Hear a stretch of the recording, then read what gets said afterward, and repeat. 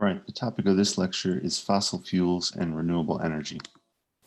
The agenda for this module is to compare and contrast the different fossil fuel and renewable energy sources, to critique the sustainability of different energy sources with consideration of environmental, economic, and social aspects of sustainable development. And we're also going to learn how to prescribe the number of solar panels needed for a building based on energy usage, peak sunlight hours, and panel wattage.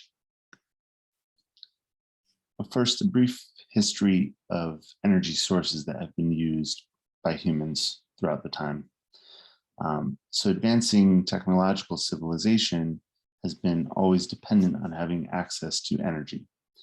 Animal energy has been used for centuries. Domestic animals, through agriculture, for transportation. Water, wind, and sun energy has also been used for centuries. And it's important to acknowledge that in the United States and in other countries, human energy stolen through slavery was also used to propel the economy. The Industrial Revolution in the late 1700s provided a steady, portable power source in the steam engine, which powered ships, shovels, tractors, trains, and many other machines.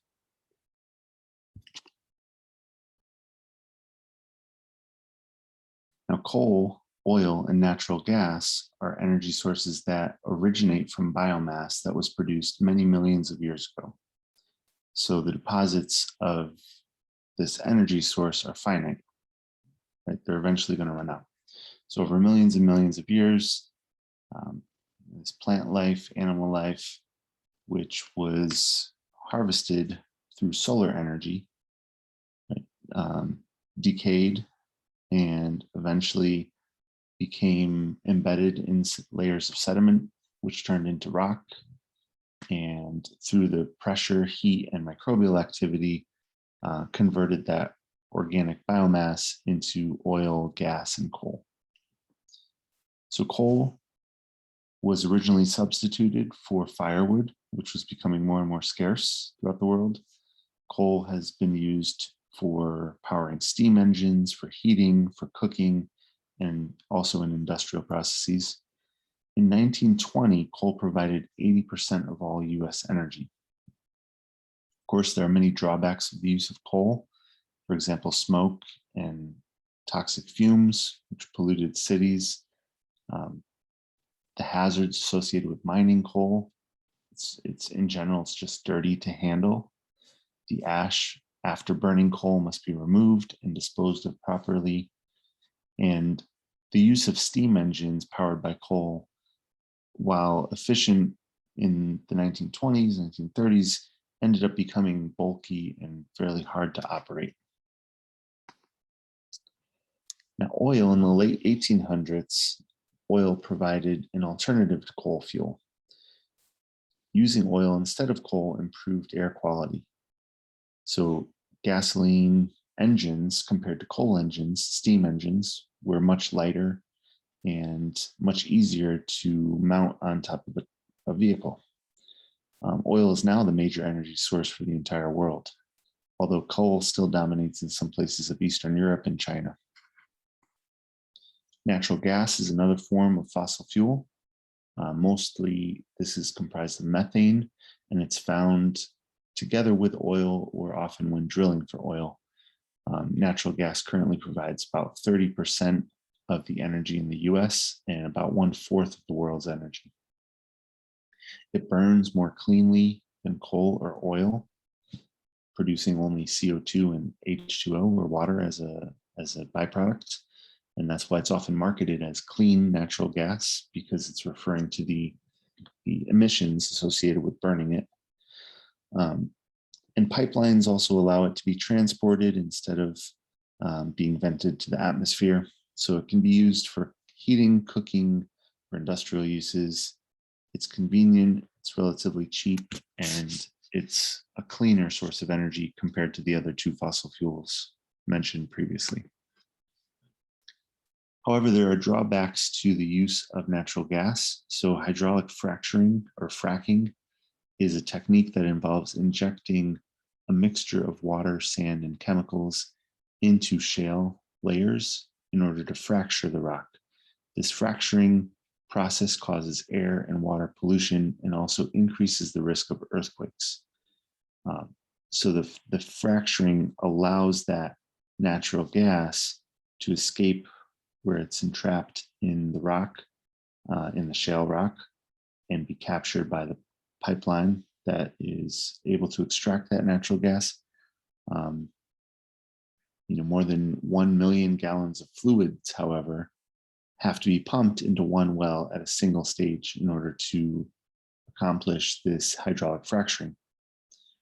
Surface holding ponds are used to store the fluid prior to disposal, and these ponds can leak sometimes into groundwater, and the fluids that are contained in these ponds can end up contaminating the water, as well as the fluids that are injected into the wells can end up contaminating water sources. So if we look at the global primary energy supply, you can see that coal and oil and natural gas are still by far the majority of the world's energy supply, accounting for almost 90% of all energy supply in the world.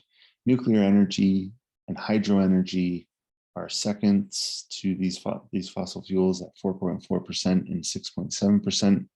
And then combustibles, renewables, and waste to energy only account for 2.2% of the world's energy supply.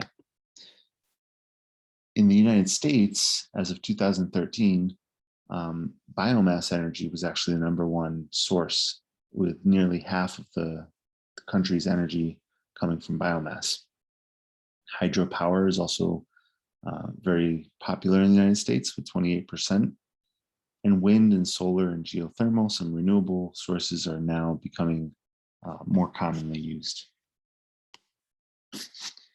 So let's look at some of the potential for renewables, starting with solar. So the amount of solar energy that reaches Earth is enormous. It's vast. Full sunlight, if it's directly overhead, can deliver 700 watts to every square meter on the Earth's surface.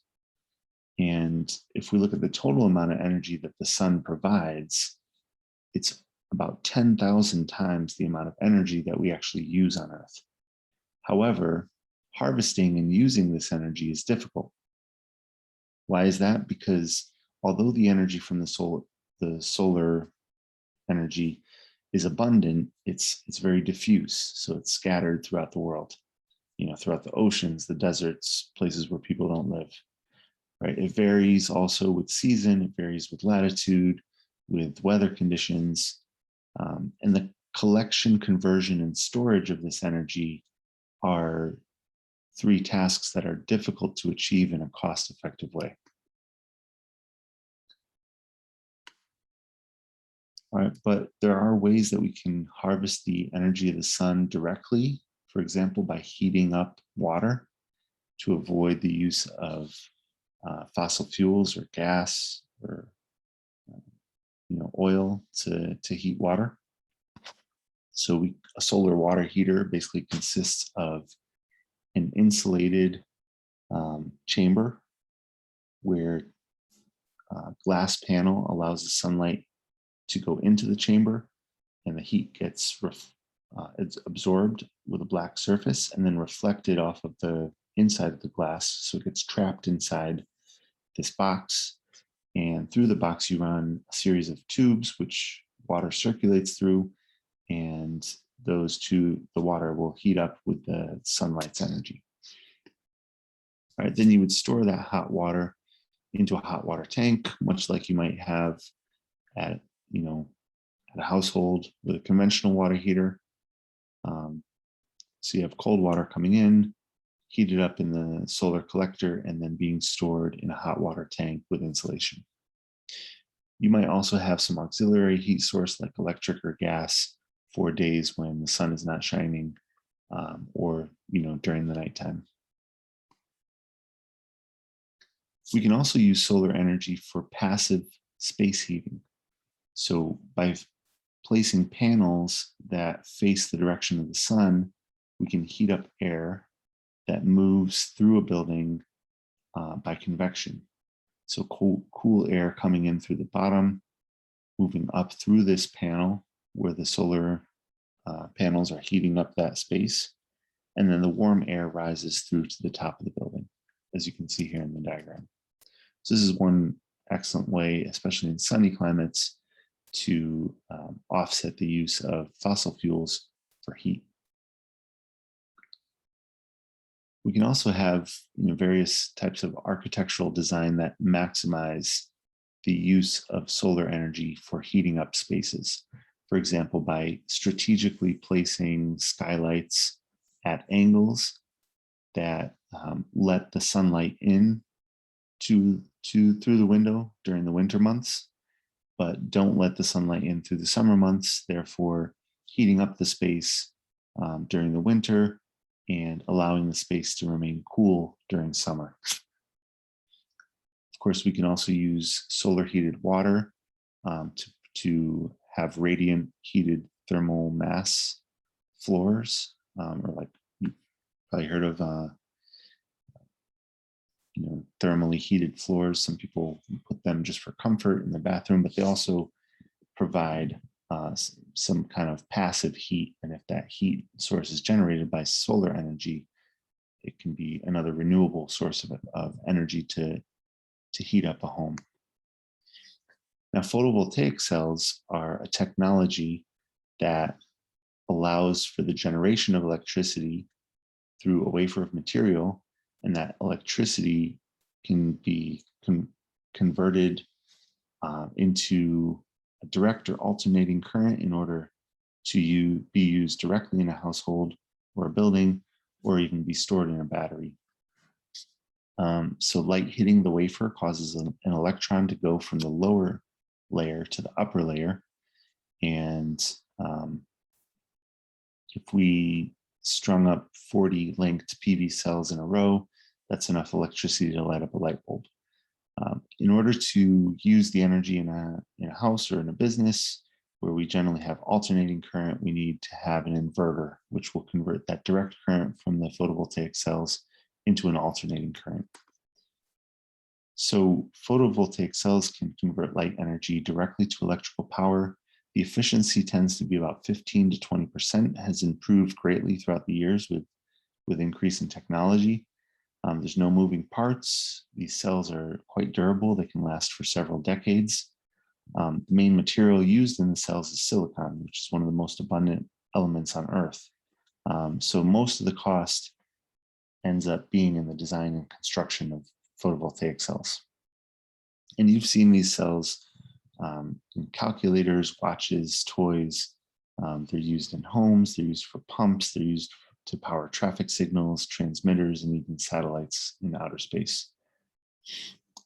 Now, more and more frequently, they're being used at households to generate electricity at the household level. So net metering is an approach whereby rooftop generated electricity can be subtracted away from a customer's use of electricity from the power grid. So it allows the customer to stay connected to the power grid while at the same time offsetting their own power use, or even giving back some electricity to the grid. So as I mentioned, inverters are necessary in order to convert the direct current from a photovoltaic cell into an alternating current. So an inverter, the interface between solar photovoltaic modules and electric grid or batteries. And it detects and responds to fluctuations in voltage or current, allowing that alternating current to be stable, the stable source that we need in order to power but not overwhelm our appliances. The costs of inverters have declined, but they're still quite substantial. So this is one of the more expensive components of installing a solar energy system in a household or a business. Batteries are another important limitation for ramping up more wide use of solar. So as you know, in the nighttime, there's no solar energy being generated. And also during the winter months, there's fewer sunlight hours. So in some cases, a battery would have to be used in order to store energy so that it can be used during the evening hours when we need it, but it's not being supplied by the sun. So there's a lot of different types of rechargeable battery technologies. The most commonly used types are the lead acid battery, which is commonly found in cars, the nickel cadmium battery, which has been used for rechargeable like AA's or AAA batteries, nickel metal hydrate battery, another alternative to that nickel cadmium, and then the lithium ion battery, which is in general one of the more preferred types of rechargeable batteries. This is the type that you might find in cell phones. It's also the technology behind many of the larger home batteries that are used to really install a solar energy system that can take a house completely off grid. The cost of photovoltaic energy ranges between 6 to 12 cents per kilowatt hour. And those costs will come down with advances in technology and manufacturing. Conventional electricity sources in most states tends to be between 8 and 16 cents per kilowatt hour. So the cost of photovoltaic electricity is still cheaper than that. But now when you look at a place like San Diego, which has some of the most expensive electricity rates in the country, we pay between 27 and 31 cents per kilowatt hour through San Diego Gas and Electric Company. So the cost of solar energy is quite a bit lower compared to that.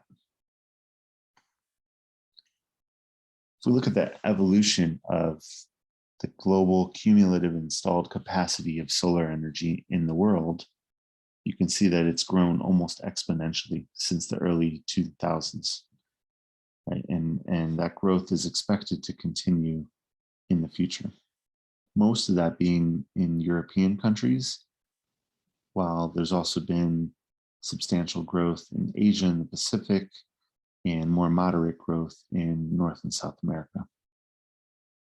China has also been increasing drastically the use of solar energy and will likely continue to do so in the future.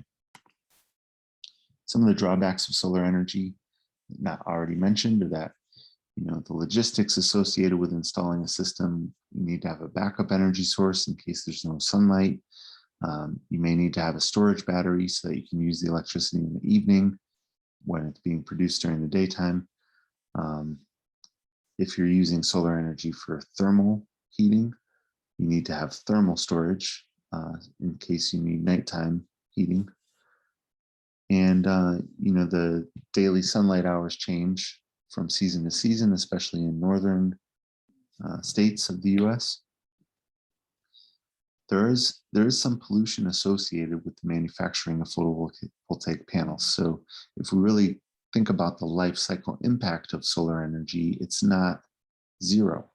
You have to produce the PV cells, you have to produce the inverters, you have to produce the batteries, and that all has its own impact.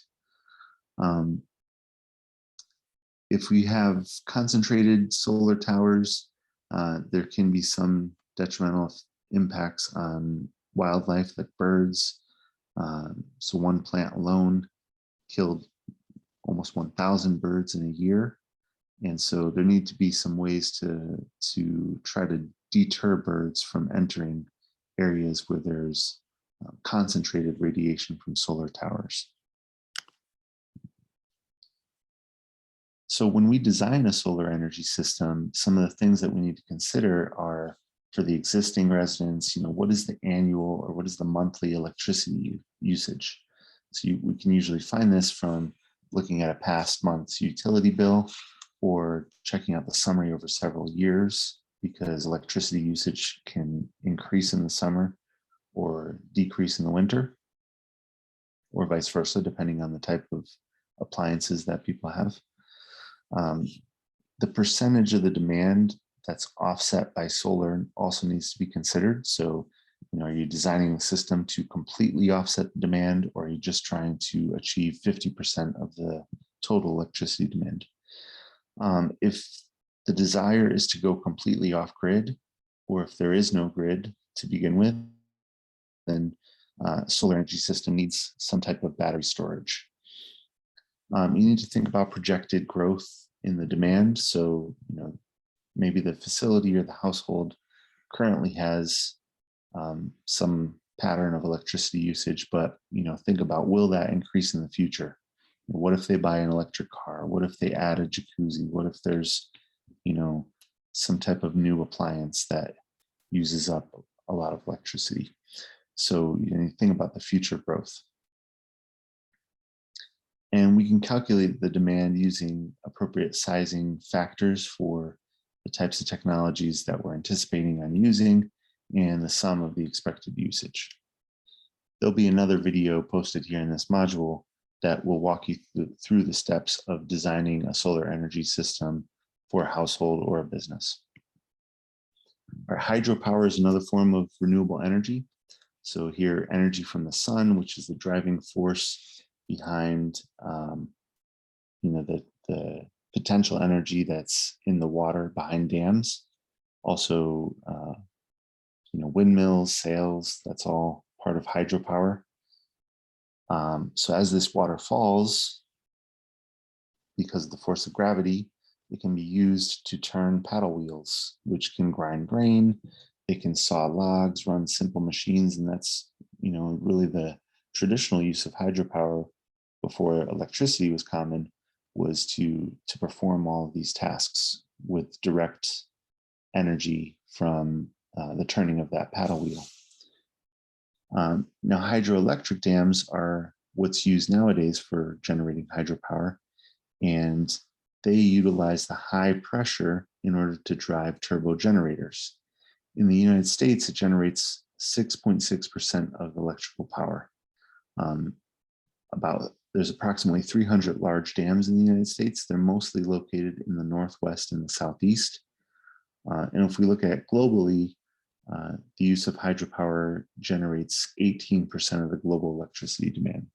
And it's definitely the most common form of renewable energy used globally. Some of the benefits of dams: they eliminate the cost and the environmental impacts of fossil fuels and nuclear power. They do help provide flood control and irrigation water. There can be recreational and tourist opportunities for the reservoirs that are created. Pump storage power dams will pump water to a higher reservoir. And so during high demand, the water will flow downhill, spinning the turbines to generate electricity. However, there are many drawbacks of dams as well. So when those reservoirs are created, it drowns land that's being used for something else. That could be rural populations that need to be displaced, towns that need to be moved, wildlife habitats which can be destroyed, and farmlands which may end up getting drowned. We can also have the destruction of historical, archaeological, cultural value, land that has cultural value. And only in the last 50 years, 40 to 80 million people have been moved due to the construction of dams. And they also impede or they prevent the migration of fish, such as salmon that swim upstream. And that's even if ladders are provided, this can still impede the migration. So it's been shown that aquatic habitats are suffering quite a bit in most of the dammed rivers of the world. When you construct a dam, you also create a situation that causes a higher rate of evaporation. So you lose a lot of water. The water supplies can become more salty because the water is being evaporated and the contaminants are being concentrated. Right, so that's another drawback of the use of hydropower. Another unintended consequence of many dams is the creation of habitats that can generate an environment that's conducive to the transmission of new types of diseases. So many of the dams constructed in sub-Saharan Africa in particular, as well as some parts of Brazil and Southeast Asia, they create a habitat which is conducive to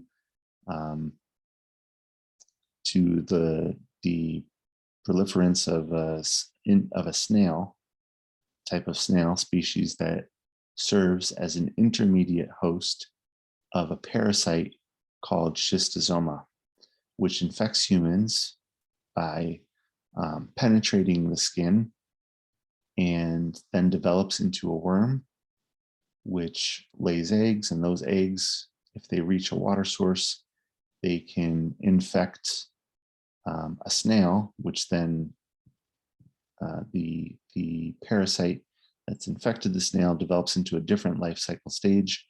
It then exits the snail as a different stage of its life cycle, where it's able to find the next human host and penetrate the skin. So this type of disease is only able to occur when the snail host is present. If you take away the snail, then you break the entire life cycle, because the eggs that are hatched are not capable of penetrating the skin of a new host by themselves. They first need to infect that snail in order to find the next human host. So by creating more dams, you create a larger habitat for these animals, which in turn has increased the risks of schistosomiasis in many areas of the world. Another series of drawbacks of hydroelectric power is that there's really not that many sites left to construct large dams. So the United States has 87,000 dams that are 6 feet or higher, and then 2 million dams that are even smaller than that. The last 2% of free-flowing rivers in the United States are protected by the Wild and Scenic Rivers Act. And in fact, we're removing many of the dams that are impeding natural river flow. So because of the fact that dams are controversial, there are already quite a few of them, and they're causing ecological problems. There's really not much of an opportunity to expand hydroelectric power generation in the world. Wind energy is another renewable, which is gaining popularity. So it currently supplies 2.6% of the global electricity demand. And that number has likely jumped to 12% by the current year. So that 2.6 was as of 2013. And now 2020, 2021, that might be as high as 12%. The world leader in wind energy is China. And when we talk about a wind farm, we're referring to a place where there's multiple wind turbines in the same place. So some of the benefits of that are that you can still use the land for agriculture. So just because you place a wind farm in a place doesn't mean that you can't use the land for something else. Whereas if you place a solar energy farm in a piece of land, there's not much else you could do with the land. All right, so that's an advantage of wind energy. So this is an economically competitive technology that has room for expansion. A lot of governments are setting targets and even giving subsidies for the expansion of wind power. And as you can see, it's grown almost exponentially as well, and will likely do so in the future. Some of the benefits of wind energy that have not already been mentioned is that you are directly propelling a generator, the shaft of a generator, much like with hydroelectric power. So that the efficiency tends to be quite high. It's a pollution-free power source. It's cost competitive with traditional sources. It can provide up to 20% of the US electricity by 2030. So, just by installing these wind farms in the Midwest of the US can meet those needs. And also farmers can get paid well to store these turbines and, to rent out the land for the construction of these wind turbines. Some of the drawbacks of wind energy are that, you still need some kind of backup electricity source or battery in case it's not windy out. Some people might consider them to be visually unappealing, and they do produce a certain noise.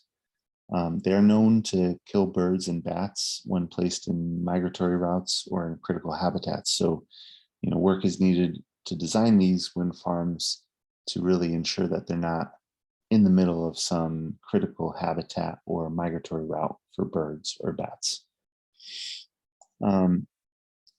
despite the fact that wildlife is killed by, wildlife are killed by wind turbines, there's far fewer deaths of birds and bats from wind farms than what are naturally caused by cats, or not naturally, but deaths of birds and bats that are caused by house pets like cats or cars or even windows. So, relative to other human impacts, wind farms are causing fewer deaths of birds and bats. There's definitely potential to expand the use of wind farms offshore. So when you go offshore, there's no need to purchase land, and the visual impact is less because people can't generally see it from the shoreline.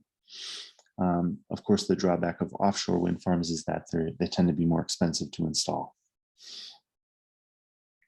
But there's definitely a potential for wind energy to continue to displace the emissions from plants that are burning fossil fuels.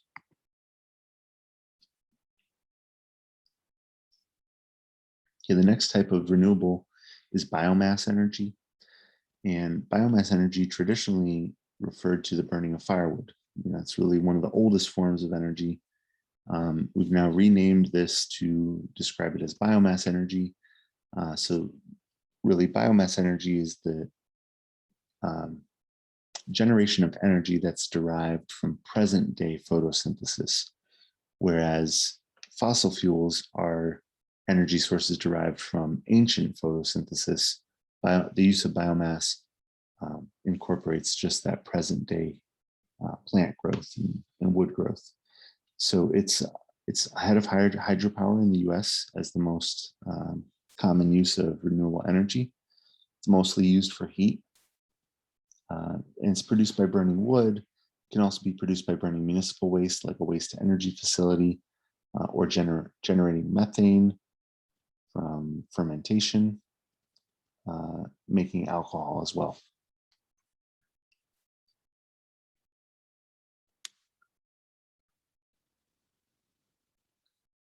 All right. With enough forests, there is a way to make the burning of firewood or fuel wood to be a sustainable source of energy. And it is the main cooking and heating source for 2.6 billion people on Earth. In the US, 2.5 million homes rely on wood stoves for heat, and another 9 million use biomass for some type of heating. Pellet stoves are also becoming more popular. These are stoves that use compressed pellets made from wood waste. So this is a efficient burning process that requires little attention, makes use of a waste wood product, but it still does emit greenhouse gases and air pollutants like smoke.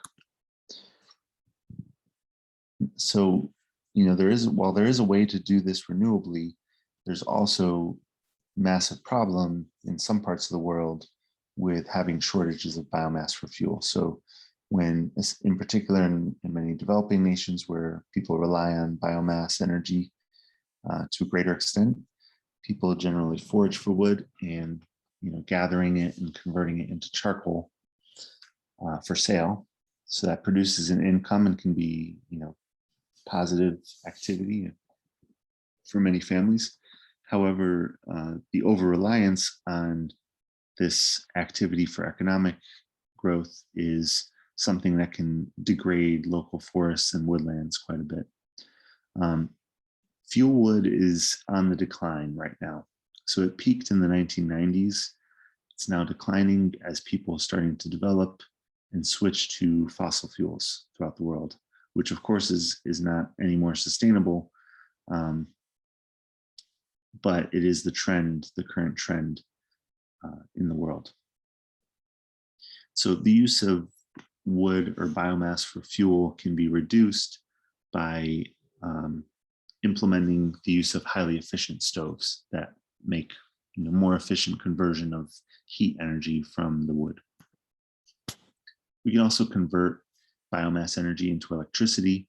So facilities that burn municipal waste, like a waste to energy facility, wood waste from sawmills, cane waste from sugar refineries. They can all generate electricity from this burning process. Coal-fired power plants can also be easily converted into biomass power plants. And so that's one of the benefits of biomass energy generation, is that it's relatively easy to transition from the fossil fuels into this biomass energy. However, the power may only meet a small percentage of electrical needs, right? So it's a productive and inexpensive way to dispose of biological waste and offset some of the fossil fuel use, but there are still some drawbacks associated with biomass. Another type of biomass energy that's used throughout the world is biogas. So biogas refers to the methane containing gas that's produced as a result of the anaerobic digestion of sludge and other organic sources. So this produces both methane and also produces a nutrient-rich fertilizer.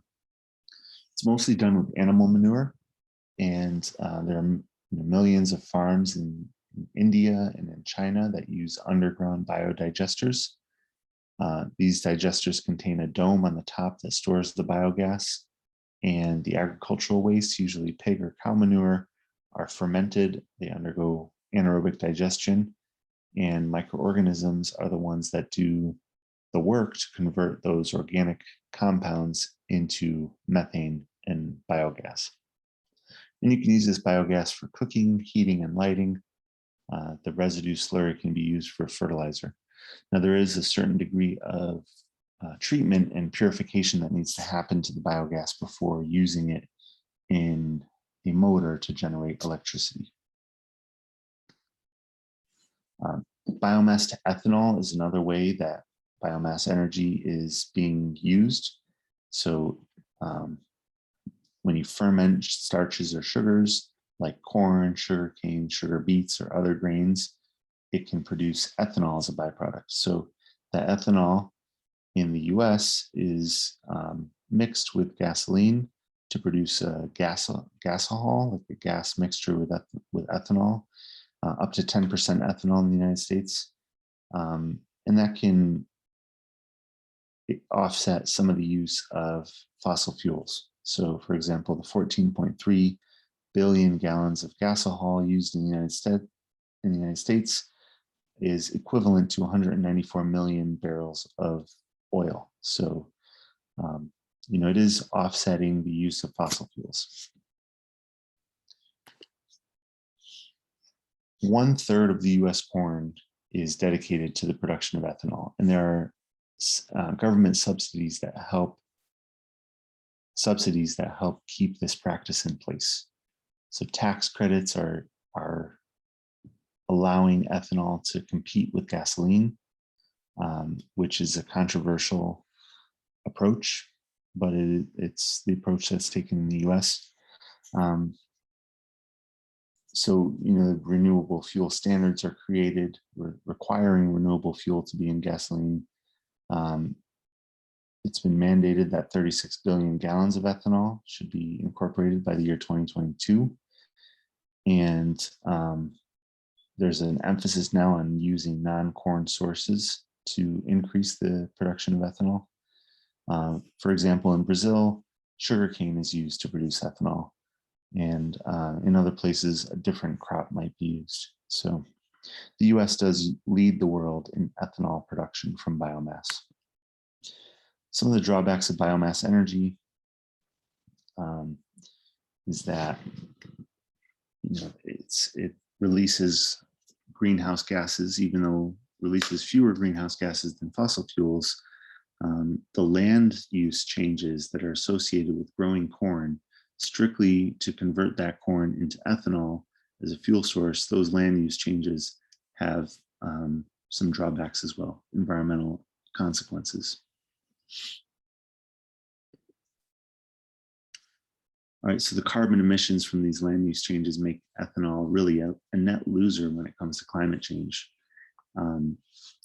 So corn-based ethanol in particular is more damaging to the environment than we initially thought it was, especially if we look at it from a life cycle perspective. So, one of the drawbacks is that we're using corn, which is a food source, we're using it as a fuel instead of dedicating it to human or livestock food. So because of that, it's contributed to higher food prices throughout the world.